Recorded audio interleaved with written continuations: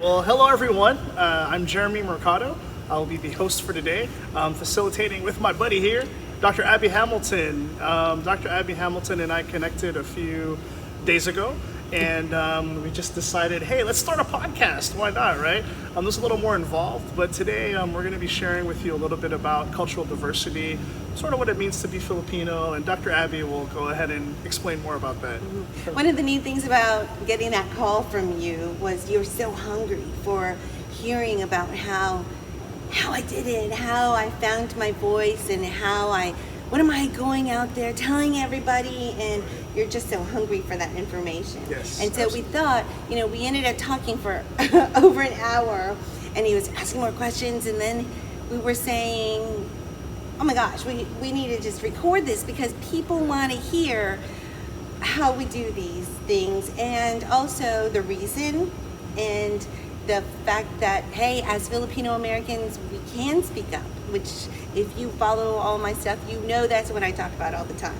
So Jeremy, what I love about this whole setup is that you're so curious, and that's why this podcast is very important. Yes. So a little bit of backstory. So I decided to start looking for Filipino speakers, whether it be motivational, leadership. I couldn't find any. A lot of the ones I was finding was on, they're actually from the Philippines. So I changed up my search query, and then eventually I ran into Dr. Abby Hamilton, and surprise, surprise, I clicked on a few videos. The first one, you actually speak about, you sort of integrate your Filipino culture, and it was something that I just resonated with right away. And wonder if you can speak a little bit more about, this particular speech was one of her first TEDx talks. Oh, was it? I think so. You're wearing the yellow. No, yellow was my second one. Second, so it's your second talk. Do you mind talking about that a little bit? Well, in all my TEDx talks, I talk a lot about the struggle of being a Filipino American, second generation, and growing up with a certain culture where we are respectful, obedient, compliant, stay low, stay humble, and then we're living in this society where the squeaky wheel gets the oil, and you have to speak up, because if you're just doing your work quietly, the guy beside you who's like, hey boss, and questioning things, he's the one who's getting the raise or the promotion. And so it's so important for us to do this. And because of my research on Filipino Americans, 500 Filipino Americans here in the country, I was able to establish that there is a disconnect between our Filipino cultural norms and our ability to be assertive. So once that study revealed that this is really a thing, afterwards there was a guy on the Zoom meeting where I shared my results, and he was like, Dr. Abby, how can we fix this? How can we find our voice? Tell us. And I didn't know at that time, what on earth do I tell this guy and all these people listening to me? And I said, I'm glad you asked that, and stay tuned, I have a lot of more information for you. And then I got off the Zoom and I figured, oh my goodness, I'm gonna have to look this up and figure it out. And it's turned into years now of just studying our culture, like what happens to us with model minority myth and perpetual foreigner syndrome, and then what happens, what did we grow up with, like cultural values like utang ng loob, pakikisama, lakas ng loob, and then not confronting. Can you explain those three? Oh my goodness. For which one? Okay, so for the Filipino speakers. Yeah. So utang na loob is like debt of your inside, literally, right? So it's like you owe the people who've done things for you. And so what happens is, then if you owe somebody something, and they ask you for something, you can't say no. You feel like you have this obligation, like, okay, I know that I have like no money to pay for this for you, but okay, I'll pay, I'll donate, or I know I have no time because I have my family of 5, I'm doing my doctorate degree, and I'm working full time, but okay, tita, whatever it is, and then what happens is you lose yourself. You no longer have any respect for your own time and your own It's money. almost like self-sabotage because of the people pleasing, right? Exactly. It's part of the people pleasing, and it's that debt. The other one is lakas ng loob, which is like strength from inside. And I know, I've heard it said that this goes back to our our colonization. You know, when the Philippines was ruled by Spain for 300 years, it was like, even when you're treated poorly, even when you're told you can't live the way you want to live, you just be strong. Stay resilient. Don't let them ever see you sweat. You know that. Don't let them see you weak. But then what happens is you're tormented inside, which then also plays into the fact that then we don't ask for mental health help, assistance, you know, because, just show that you're strong. You getting bad grades in school, don't tell anybody, just keep working harder. You're having marital problems or financial problems, no, don't let people know, just fix it. You know, if you lose a job, don't tell anybody until after you find your next job. You know, and then you're suffering on your own. So like, you're not important anymore. You know, the inside is no longer important. And I know that lakas ng loob comes from something that's really good. You know, we wanted to show strength, but then it can turn into something bad. And then because of being passive about it as well, right? Yeah, you're being passive. You're just keeping it all inside. And we're humans. We're not meant to. We need that support from other people, you know, and the experts will give us techniques to help get through the hard times, rather than just, you know, be tormented and just suffer. So then the last one is pakikisama, which is pakikisama, like kasama, you know, go along, right? Okay. And this is like, go along with everybody. If everyone says yes, you say yes, even though you don't want to jump out of a plane. You know, let's say let's say on a small level, you could just say, you could be with your friends and they may want to go see this really scary movie and you're not into scary movies. Like, don't upset the apple cart. Don't cause conflict. Just go along. Just say yes to everything, you know, so that you don't stand out, so that you don't mess things up. And so it's still part of the people pleasing. It's still part of appearances, which there's more. There's a more proprio, and I'm not even gonna go. We can save that for the next. But those are three of the ones that are inherent to our culture, and they're noble in many ways, but they also are something we need to be aware of, because once it starts playing into our mental health, we need to see it with eyes open, and then we need to find the techniques, the methods to break out of it. Okay. Just so curious, how did you even start to think, like what prompted you to engage yourself in speaking and really diving deep into, like, I guess the mannerisms of Filipinos and spreading that to people? Well, when I did my doctorate, my PhD in industrial organizational psychology, there's a lot about, you know, people and how they interact with each other, because IO psychology is psychology of the workplace. And that's where we analyze, you know, how people interact with each other, management, employees. And when I did my dissertation, I wanted it to be personal. And I knew that I was the only person who looked like me in the program. And I knew then my study would be something that stood out, that rose to the top. And then I knew it was a passion project, right? So then, after I finished my dissertation, though, I thought I was done. And it was that one guy, I should go find out his name, because he's the one who kind of flipped the switch for me. When he said, what can we do? You know, and with like a pain in his voice. This is a Filipino person? Yes. Gotcha. And then the other people on the Zoom were like, I was going to ask the same thing, you know, like, how do we fix this?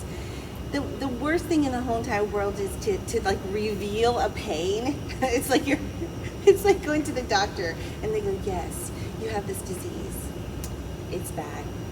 Okay, have a good night. You know, like, what's the treatment? You know, and there's so many people out there, leaders, speakers, that will just talk about. They'll reveal the pain, but they won't give you the techniques, the methods to go home, like, right after you're driving out of the parking lot, you can do something different that you have never done before to experience a different life. They say, you know, if you always do what you always did, you always get what you always got. I want to be able to empower people so that when they leave, they're going to do something different and they're going to see something new in their lives. Yeah. I mean, my father was he was the bishop of the Philippine Independent Catholic Church. So I saw him speak all the time, and there were you know, he had that mission to change people in the things that he said. So maybe just being exposed to that every single Wednesday night service, Friday night novena, and Sunday service, I saw it all the time. And I guess then I did a speech in high school, and I loved that I did it a little bit different. You know, I kind of twisted it in a way that people were like, whoa, that was actually good. I don't like speeches, but I like that. And then college, in my undergrad, I changed my major. It's okay, Filipinos out there. You can change your major from science, from pre-med to communication studies. So I did public speaking, and then I became a leader, and I was the president of Student Ambassadors, did a lot of speaking, and now I get to speak to my people, my kababayan. So that all came together for you during college, right? Like, how did you even figure that out? Oh, let me just change my major. Let me do communications. Yeah, no. So what happened? I was pre-med, taking my classes, and I'm not doing very well in them. I was just really struggling. It wasn't clicking for me. I mean, I'm staring at it. I'm like, I can put in the work. I can reread all the examples in the organic chemistry class, and all the examples, and then try to do one, and then I get it wrong. You know, and I'm like, but I read it, and I why is this just like a different language? Anyway, one summer I took an elective just to get my credits and my grades up, and the elective was interpersonal communications. And I loved it. You know, if you say this in a certain way, and the way your feelings and emotions are as you're saying something, and how to reword things to be more effective, to get people to say yes, to get people to understand you. But afterwards, I thought it was just an enrichment course. Okay. I asked my teacher, is this a real major, or is this just kind of like, you know, enrichment? And she said it's real. Like, I'm sure I insulted her whole career, you know, her whole like life's work. But she said it was a major. So I went home and I told my mom, I want to change my major to communication studies. And she said, oh, what is that? You know, like that whole thing. This is how the conversation will go with your mom when you change your major. But then she said, what will you do with that? I said, I could do so many different things. And I finally, it finally ended like this. It made her feel better, made me feel better. She said, so after you graduate, maybe you could go to law school. And I was like, maybe. She's like, okay. That was it. So doctor, lawyer, it's still acceptable in the Filipino parenting list, right? So she held on to that, and of course I didn't do that, but I eventually got my master's and then my PhD. See, I'm still a doctor now, but it was tough. Was there any like shame and guilt, low-key passive aggressiveness from your family for not pursuing the medical or the lawyer route? No passive aggressive. But I think there was a whole like, how do I tell my brother in the Philippines that Abigail has decided communication, you know, because it's not one of their like, oh, I know what that is. You know, if I had said maybe accounting, engineering, something like that, they would have been like, oh, I know what that is. And so I believe that my mom may have experienced a little bit of shame, or a little bit of, you know, tucking her, tail between her legs kind of thing. But she didn't make me feel bad. She said, just be happy. Just get good grades, be happy, finish. At this point, it was like, at least finish. You know, she had to hold on to that. And the thing is, I think that's most important for what Filipino parents want. Just finish your studies. At least if you're not going to be a doctor, at least finish. Sure. The thing is, I have I've heard, and it really helps me understand, that when immigrants come over from the Philippines, they're often told, make sure that your child becomes a doctor or a nurse, and then they will never suffer. So then the second you say, Mom, I'm going to major in communication studies, what's she going to think? Oh, my child will suffer, you know. It's not that black and white, you know, but it's similar. So because she didn't know what career that would take me into. And I mean, my very first job out of college was the assistant manager of an Ecker drugstore, which is like CVS, right? Yep. So then when my mom had to tell my uncles in the Philippines and in New York, like, this is what Abigail does, they had to equate it to a drugstore in the Philippines, like, oh, like this store. And then I was like, okay. So no passive aggressive, but still there, I think there was something. And I don't know that there was any open Unspoken expression. resentments kind of thing. Yeah, I didn't ever feel like that. I think it was just kind of like, and also my parents, here's my theory, okay? Parents from the Philippines have this, I think this is anywhere, okay? There's this cookie cutter, you know, that is the perfect family. You know, your children will grow up in, you'll come to the United States, your children will go to college. They will go become a doctor or a nurse, or maybe one of the other acceptable careers. And this is a happy family. Mom and dad, perfect children, they get married, they have children who go to college too. And so, everyone goes to church, and everybody's perfectly tucked in, everyone has a house. So then, like, once the cookie cutter is broken at any level. So I found in my book, I have some people whose parents came over from the Philippines, and they broke the cookie cutter by getting a divorce. So once the cookie cutter is broken, then you can't really expect of your children to be picture perfect, because you've already broken the cookie cutter. Does that make sense?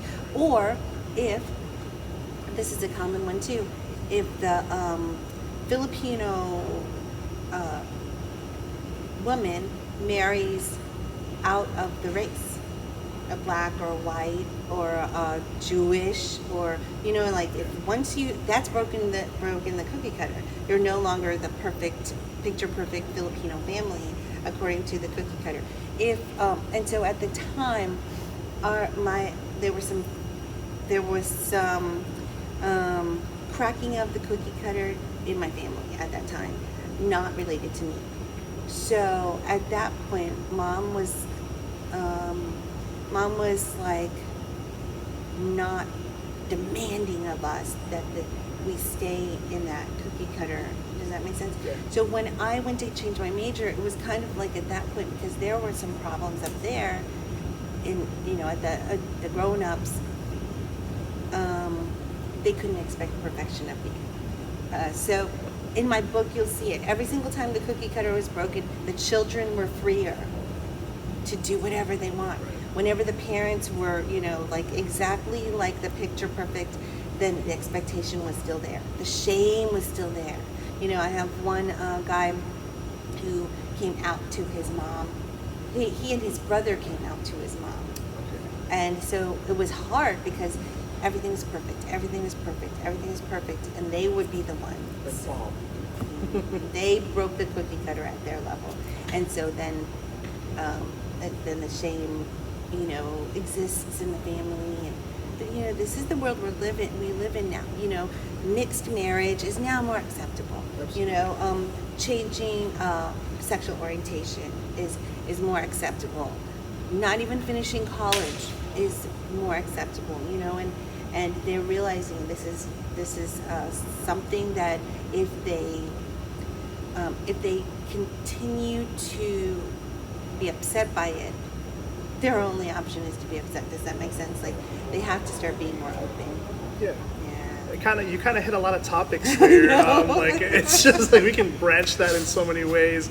But just to stay on topic of, like, really just, I guess, letting or having the Filipinos sort of speak up I think that's really like, I haven't seen much of that. And in your exploration, as you were diving deeper into leadership speaking and motivational speaking, did you try to ever like research any Asian speakers to kind of Yeah, gain of course. just someone to like look at? Yes. So I, throughout my dissertation, I quoted these thought leaders specifically in Filipino American psychology. And once I started getting into that, I started to see there are authors out there. Dr. Kevin Nadal wrote the book Filipino American Psychology, which the second edition just came out, and another book just came out called The Sage Encyclopedia for Filipino American History, which is so cool because it recounts every cool thing done, not by Filipinos, not Jose Rizal, but the Filipino Americans. Okay. So like now we get to say. I would think majority of that's West Coast. Probably, but I'm sure I haven't looked into the book yet, but I'm sure they did the research to find us wherever we are, and it's still growing. I mean, one of the big things is in 1965, the Immigration and Nationality Act was when they finally started letting more than 50 Filipinos enter the country per year.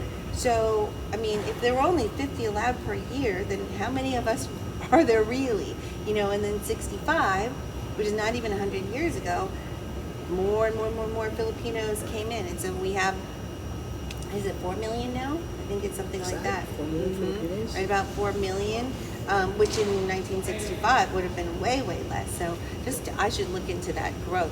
But Dr. And your mom came in 69, correct? I want to say 71. So Dr. EJR David wrote Brown Skin, White Minds. That's a really great book. If you look, you'll start seeing these other books. They're probably only, I mean, if you really look, maybe only 20, maybe only 10 popular ones. Okay. And then maybe way more that are not as popular. So are we filling the space to find our voice? Are we really doing a good job of creating this army of Filipinos who are getting out there saying, hey, it's okay to feel this way, let's do this? Instagram influencers are really doing a lot. There's the Brown Psych is out there, Kylie and All Extra Strength. They're doing SoCal Filipinos, Fierce Filipina on the Rise, the Philippine American Women Project. They're out there, they're trying, and it's starting. But I mean, if you check YouTube, like you did the search, you're not really finding as much. That's why I'm one person, but I can at least start getting my content out there. People can binge it. People are finding it from the Philippines. They're finding it from Dubai. They're finding it from Australia. And they're saying, I feel this way too. So, it's so amazing. But I need more people to join. I mean, just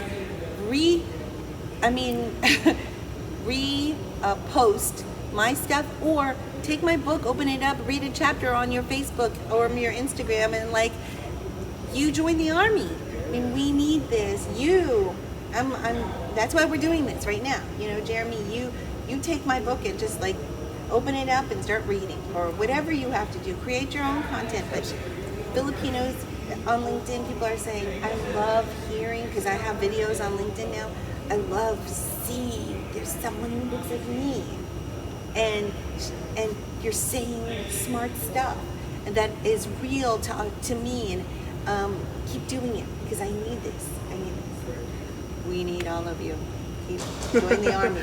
And again, I was so proud that I recently moved to, well, not recently, but I moved to Tampa about 11 years ago, 2024 now, and I was so glad when I was searching Dr. Abby Hamilton, I was trying to figure out, man, how do I get in contact with her? I noticed on her website, which she'll give that later, it said, her number said it with an 813 area code, and I was like, wait, I'm in Tampa also. I want to call her today, and I felt compelled to call you right away. I think things happen for a reason. Right. Things Absolutely. happen for a reason. So And we could have connected across the country, but just for you to be right here and for us to be sitting like, Yeah, we're right here beside each Check other. that out. We can start right here in Tampa. Absolutely.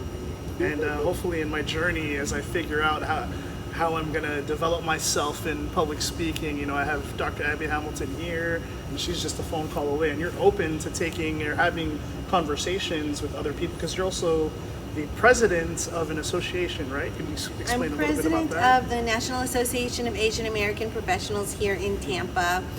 So I've been talking to Asian American professionals in the area. We did an Empowering Leaders Conference. I'm also the Senior Vice Chairman of the Philippine Cultural Foundation, which is the umbrella organization over all the Filipino associations in the area. So really connected there as a leader. We just need to keep talking to everybody, our family, our kababayan. We're in this together. Well, I just want to give a lot of credit to you, Jeremy, for picking up the phone, you know, and making this happen. That you could have just been like the thousands of people who are out there just watch a YouTube video, and my phone number is everywhere. So like watch a YouTube, watch a LinkedIn, and just say, oh, isn't that nice? But you know, you're now signing up for, you know, you're enlisting in this 100%. army to really get the message out there. And being that we're from the East Coast, you know, I know Filipinos on the West Coast, they're very tight-knit. Yeah. However, like for myself, I'm sure Dr. Abby Hamilton can also attest to this, when I was growing up, I was the token Asian person in class. Asian person, so not even Filipino, just the only, I guess, lighter brown skin folk in my class. Yeah. And there was a lot of cultural confusion growing up. Because you grew up where? I grew up in Miami. Oh, that's right. So I okay. got a lot of, hey, are you Mexican? No, are you from Guam? Are you know, Hawaiian? I guess, yeah, I'm a pretty bigger Filipino guy, but you know, like, no, I'm Filipino. They're like, what's that? Where's that? Yeah, so we need to educate. Right, it's our absolutely. responsibility. Yeah, I hear you. Own it. So awesome. And lastly, just wanted to chat about really, I guess, the power of networking. So in my current role doing sales, I know that networking is key, or joining an association or trade association. That's why I wasn't scared to find your number and call you, because I'm always trying to find a way to connect with people. Are there any recommendations that you have for folks who really want to get into either speaking or training, or you know, something along those lines of inspiring Filipinos to talk? Yeah, if you're out of sight, you're out of mind, right? So if you're in front of people, if you are wherever you go, a birthday party, a wedding, if you go to the mall, I mean, if you go to at your workplace every single day, you are an ambassador for what this look, this Filipino look represents. So go out there and introduce yourself, you know, and invite people to Fil-Fest, April 5, 6, and 7. You know, you can, you go to, I know that you go to a lot of networking events. I go to some locally here in the West Shore area, and when you walk in, you know you're one of the few people who look like this. So go out there and represent, introduce yourself. That's one thing that a lot of Filipinos are like, I will just stay, I'm fine here. You know, I will just get something to drink and just see what's going on in this place. But you know, hi, I haven't met you yet. What's your name? You know, that's my line. You can steal it if you want. And when you do it, then all of a sudden you'll realize that person wanted to be approached, to build a connection. Next thing you know, you're finding out this guy does this lady does this. You can connect them. You become, you know, you show them that you're valuable, you're helpful in every way, and then they can see you.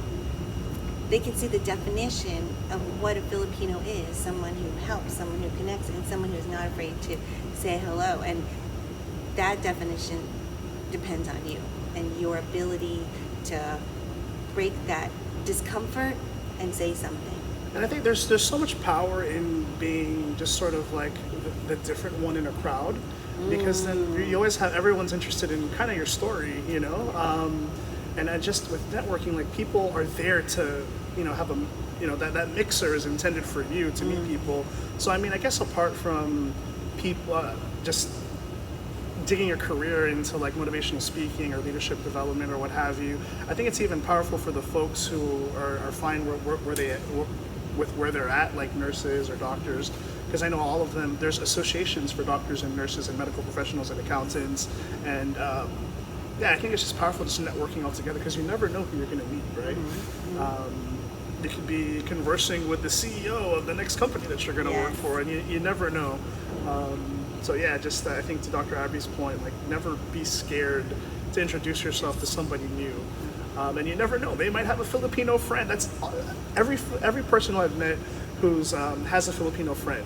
The first thing they say, you probably already know, is, "Oh man, you guys have great food." Lumpia. Like, oh yeah, the lumpia and the pancit. Those are the two things, or the adobo, right? Yeah. Everyone's scared of the dinaguan. Yeah. I mean, I think too, if you recognize that that that there are people that need you right now, to go up to them and befriend them, then you won't see it as being that like sneaky salesman who's like, "Hi, welcome, hi, nice to meet you. Here's my business card." You give value to those people when you meet them. You say, "What do you do? Oh, how long have you been there? That sounds amazing. I mean, no one ever works for a company that long." Or I've always wondered about that company. And giving that value, you're building relationships. And Filipinos, they put meaning in their relationships. So just find this opportunity to love on people, and your network starts happening. And you can get raises, job referrals, work gigs, and then the biggest thing, especially if you're going into speaking, is mentor, which is what exactly just happened right here. Yes. Awesome. Oh man, this is so refreshing. We're here in the beautiful Tampa airport. They were gracious enough to lend us this space for today's podcast. And Dr. Abby, if you have anything else to share with the folks on the web, Yeah. I think. Like I said, join the Army. Sign up. Don't be afraid, even if it's just kind of like, "Hey, Dr. Abby, Jeremy, I saw what you did, and I don't know what to ask, but I know I want to talk to you." Just reach out to us. We would love to hear about your hopes and dreams, even if you think they're unrealistic. You know what? They're not. I mean, I remember when just a few years ago I had not done one TEDx talk, thought no way, and now I'm 3 TEDx talks in, awesome. 2 books on Amazon. I mean, all of this is happening just from asking the questions. So reach out. That's the first step. And what's the best way for folks to contact you? You can email me at hello@drabbyhamilton.com, DRABBY Hamilton.com, and let's talk. Easy enough.